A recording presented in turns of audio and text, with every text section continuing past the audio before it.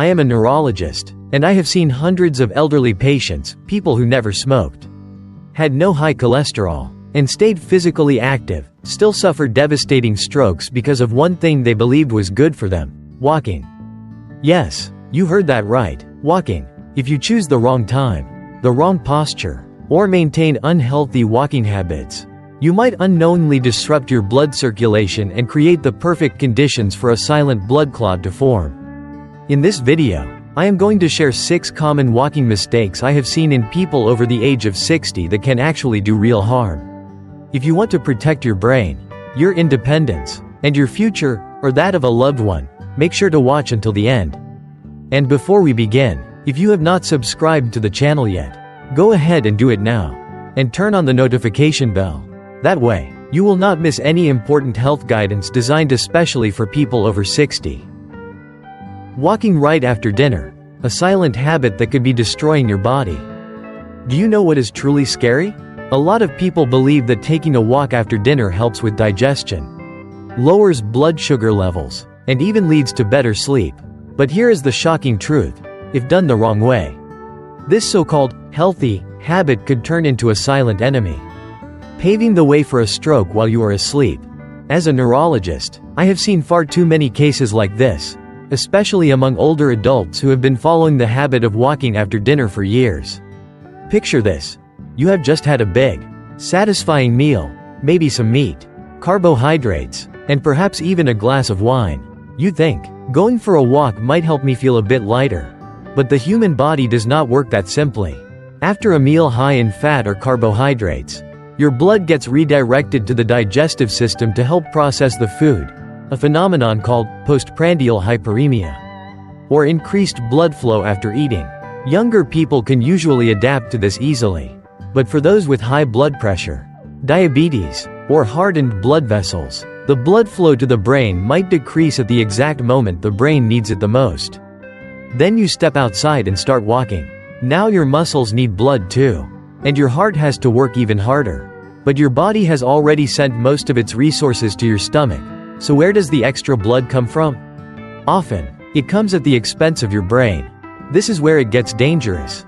Just a moment of dizziness, a little confusion, or worse, blood moving slowly through narrowed arteries can lead to tiny clots. You go to bed feeling fine. But by the early hours of the morning, when blood pressure spikes during REM sleep, that silent clot might block an artery in your brain. Let me tell you a real story about Richard Hanley, a 69-year-old retired construction engineer living in Denver, Colorado. For years, he maintained the habit of having a full dinner, then walking for about 15 to 20 minutes around his neighborhood.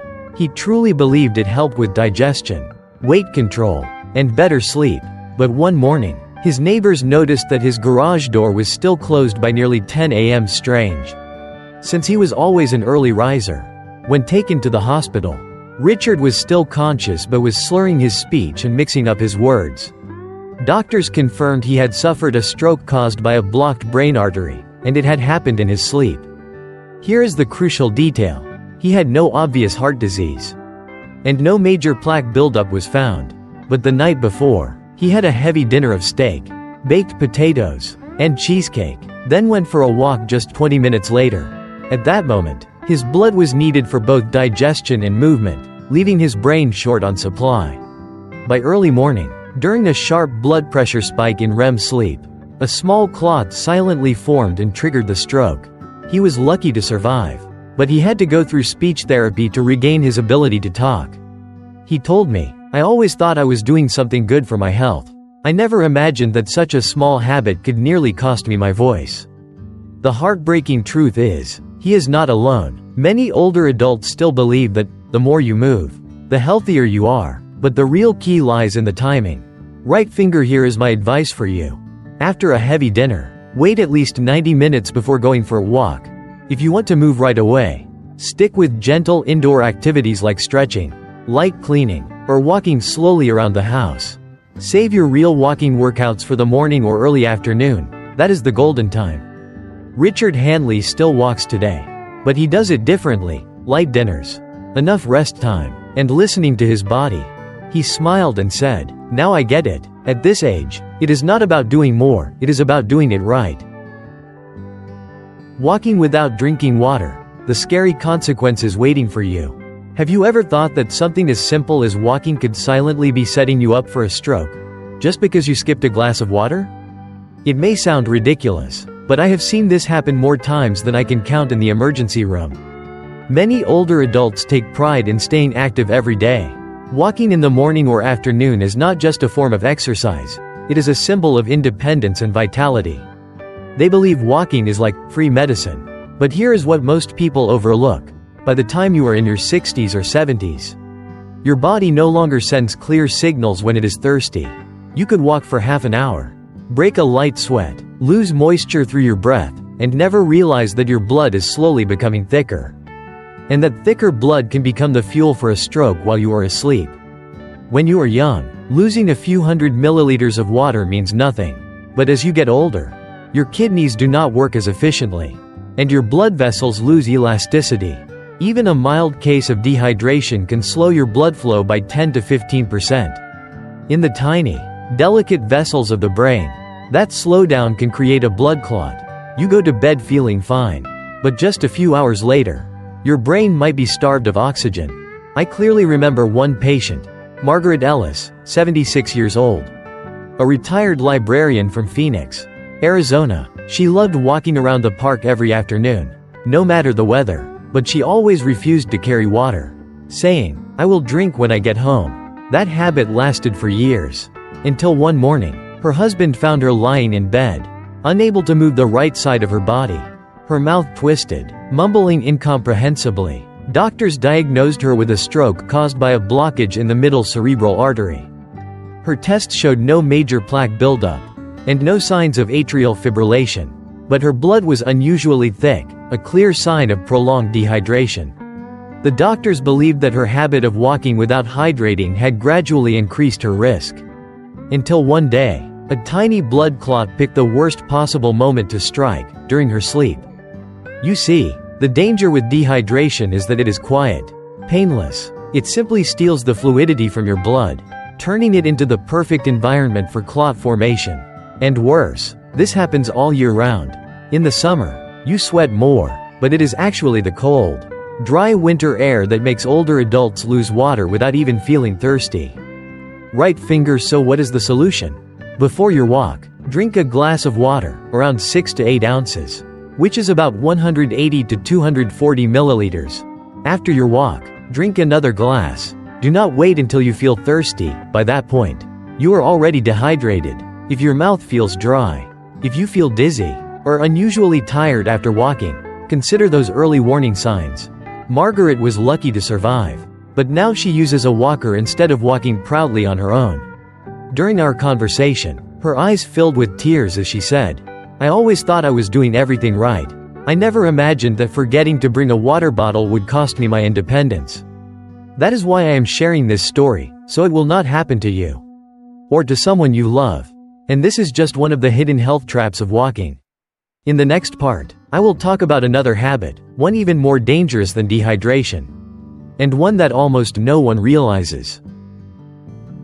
Walking in the sun, a stroke risk hiding in plain sight. Would you believe that sunlight, something we often associate with energy and joy, could quietly become a silent enemy that triggers a stroke? It is true. I have seen hundreds of older patients suffer serious health events simply because of something that seems harmless. Walking under the sun without proper protection.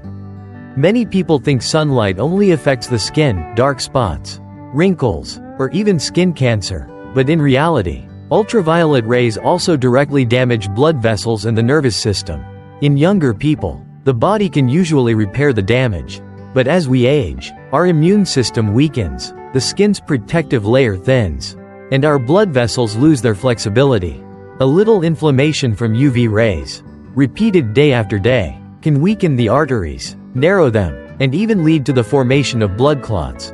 The real danger lies in the fact that this process happens silently.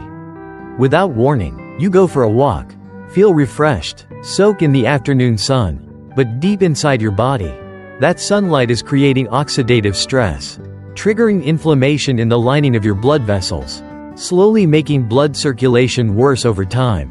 And once the vessels in the brain are weakened, It takes only a small clot to cause a tragedy while you sleep. I think of the case of Victor Ramirez, a 72-year-old retired mechanic living in San Antonio, Texas. He was a cheerful man who loved going to the park every afternoon with his Labrador. He never wore a hat, never used sunglasses, saying, "Real men do not need that stuff."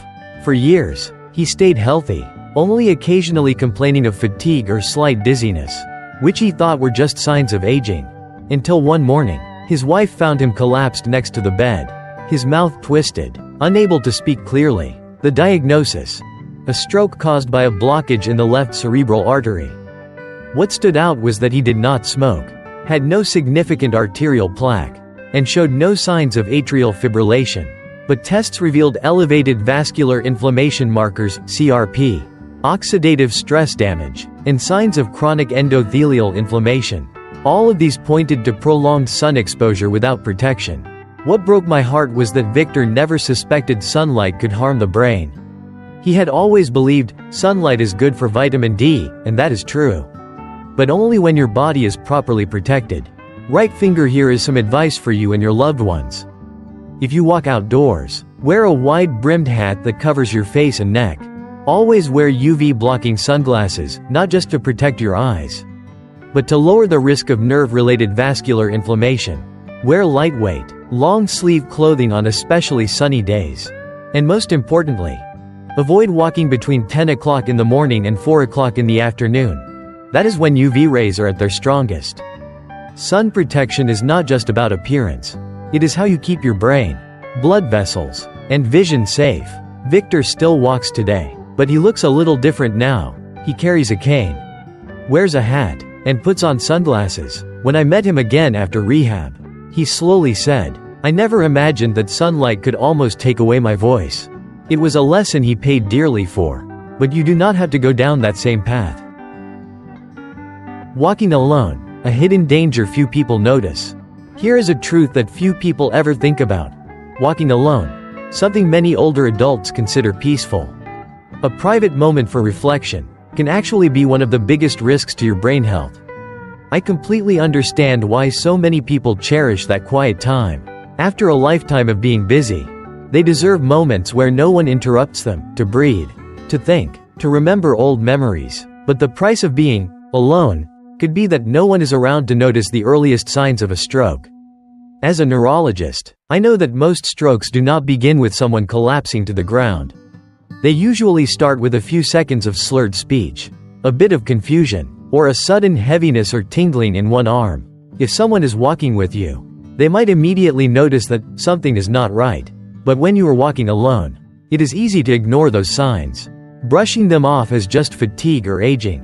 I remember very clearly the case of Caroline Hughes, 71 years old, living in Portland, Oregon. After her husband passed away, she kept up her habit of taking morning walks every day, a way to stay positive and lift her spirits. She would walk along a street near her home, without her phone, without telling anyone, just her and the cool morning air. One morning, she suddenly had trouble focusing and could not remember which direction she was walking. Her left leg felt like it was not cooperating. With no one around, she sat down on a park bench, thinking a few deep breaths would fix it. She stood up, continued walking, and forgot the whole moment ever happened. The next morning, Caroline woke up with the left side of her face drooping, her voice slurred, and her hand trembling. Her son immediately called emergency services.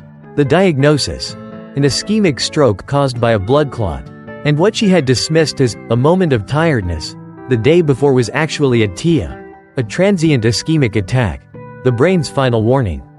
If someone had been with her that day, they might have noticed her stumbling, or slurring her words, and called for help in time. She waited, and in doing so, she missed the golden window. Caroline survived, but had to spend months in therapy just to walk steadily and speak clearly again.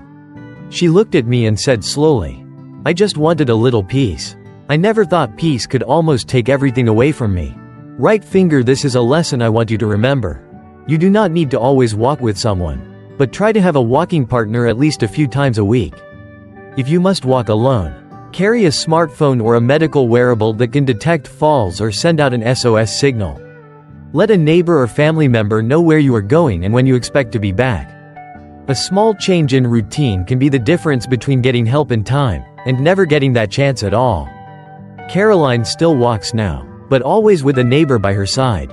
She told me, "Silence really is beautiful, but I have come to realize that sometimes just having a voice next to you can save your life." And I knew she was right.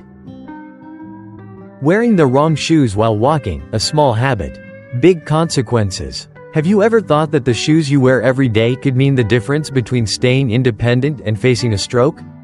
Many older adults think shoes are just about comfort and convenience, as long as they do not hurt. They must be fine. But here is the frightening truth. Wearing the wrong shoes can quietly impact blood circulation, throw off your balance, increase your risk of falling, and in some cases, even contribute to the formation of blood clots that may travel to the brain. When you are young, your feet can adapt to almost any kind of shoe. But as we age, the fat padding under the heels thins out, bones and joints lose flexibility, and the arch of the foot weakens. A shoe that lacks proper support can compress nerves and restrict blood flow back to the heart. When circulation slows down, especially in people with varicose veins or vascular disease, the risk of developing blood clots rises significantly. And that is not all. Shoes that do not fit, too tight, too stiff, or too flat, can change your entire walking posture. Every tiny misstep forces your hips, back, and neck to overcompensate. This not only causes pain, but also affects the blood flow to your brain. And when your gait becomes unstable, one small slip can lead to a fall, a head injury, and potentially a stroke. I clearly remember the case of Walter Kim, a 74-year-old retired math teacher from Seattle, Washington. He enjoyed walking around the lake near his home every morning. But instead of wearing athletic shoes, he often wore soft leather loafers that he found comfortable and easy to slip on. Month after month, he began feeling numbness in his feet and occasional dizziness during longer walks. But he ignored it. One morning, while walking along the lakeside, his foot suddenly gave out, and he lost balance and fell backward. He was rushed to the emergency room.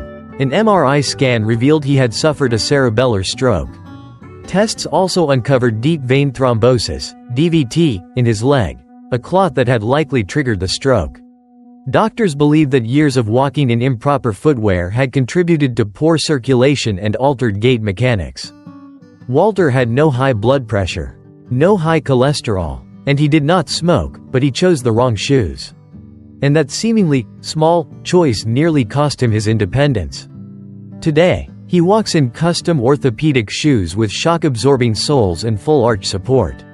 During his rehab session, he told me, "I spent my life teaching students that small details make a big difference. I never imagined that lesson would apply to my own shoes."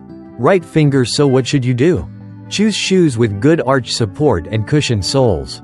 Make sure the toe box is wide enough so your toes are not cramped. Avoid completely flat shoes. Your feet need a slight lift to help blood flow. Have your walking gait checked by a specialist every 1 to 2 years to find the right shoes for your body. Do not keep wearing worn-out shoes, even if they feel broken in. Your feet are the foundation of your body.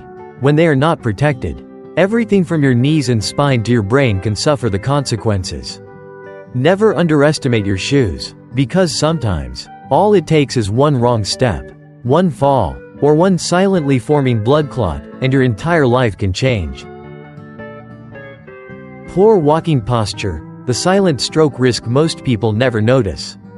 Walking every day does not automatically mean you are safe. In fact, many older adults I meet take pride in their daily walking routine, believing it to be the key to staying healthy and independent. But there is one factor they often overlook: their walking posture. And this seemingly small detail can quietly increase the risk of stroke in ways no one expects. As we age, gravity seems to pull a little harder. Shoulders tend to round forward, the neck drops down, and the eyes stay focused on the ground to avoid tripping. This may seem logical: walk safely, right? But in reality, this posture can unintentionally compress the carotid arteries, the main vessels that carry blood from the heart to the brain. By the time we are in our 60s or 70s, these arteries may already be narrowed or stiff. Just a little extra pressure can significantly reduce the amount of oxygen reaching the brain. When blood flow slows down, the circulation becomes turbulent, That creates an ideal environment for platelets to clump together and form clots. And when a clot forms right in the neck, just a few centimeters from the brain, it does not have far to go before it causes a life-threatening stroke. I remember clearly the case of Doris Whitman, 73 years old, a retired secretary from Ohio. One morning, she rushed into the clinic terrified after experiencing a few minutes of dizziness, slurred speech, and numbness on one side of her body. It turned out to be a TIA, a transient ischemic attack, the brain's urgent warning signal before a full-blown stroke. Her blood tests and heart scans came back normal. But when I asked her to walk as she normally would, the truth became obvious. She bent her neck forward at nearly a 40-degree angle. Her shoulders were hunched, and her gaze was locked on the ground. After a fall a few years earlier, she believed this posture made her safer. She had no idea that this defensive posture was actually restricting the blood vessels in her neck with every step she took. We performed a Doppler ultrasound while she was walking, and sure enough, blood flow through her carotid arteries dropped significantly when she bent her neck. What she thought was walking carefully had actually been starving her brain of oxygen for years. That TIA may have been the final straw. Fortunately, Doris suffered no lasting damage. We enrolled her in physical therapy to strengthen her core and back muscles, and worked on posture training with a walking cane. Within a few months, her posture was more upright. Her eyes were looking ahead instead of down, and her dizziness disappeared. Right finger so. What can you do starting today? Lift your chin and keep your eyes focused about 10 to 15 feet ahead. Rather than staring at the ground, roll your shoulders back and imagine a string pulling the top of your head upward. Stretch your neck and upper back every day. Posture is a muscle habit, and it can be retrained. Use a walking cane or support frame if needed, so you can stay balanced without hunching forward. Do not wait until you start slurring your speech or feeling dizzy to make a change. By then, it may already be too late. At her most recent checkup, Doris looked at me and said slowly, "I used to think falling was the biggest danger when walking. But now I realize the way I walked was the real threat to my brain, every single day." And that is a truth many people still do not recognize. I am not sharing these stories to make you feel worried. I am sharing them to help you realize that just a few small adjustments can empower you to protect your brain health and maintain your independence for years to come. And now, I want to turn the opportunity over to you. Right finger, which part of today's message made you think the most? Right finger, where will you start making changes to take better care of yourself? Please share your answer in the comments, because sometimes, a short story from you might become the motivation someone else truly needs. If you found this video genuinely helpful, drop a number 1 to let us know. If you feel it did not quite resonate, type 0. Every bit of feedback is valuable. And to make sure you never miss practical tips that help you live healthier and stronger, remember to hit like, subscribe to the channel, and share this with your loved ones. Thank you for spending this time with me. Keep walking forward, with a healthy body, a clear mind, and a life you are fully in charge of.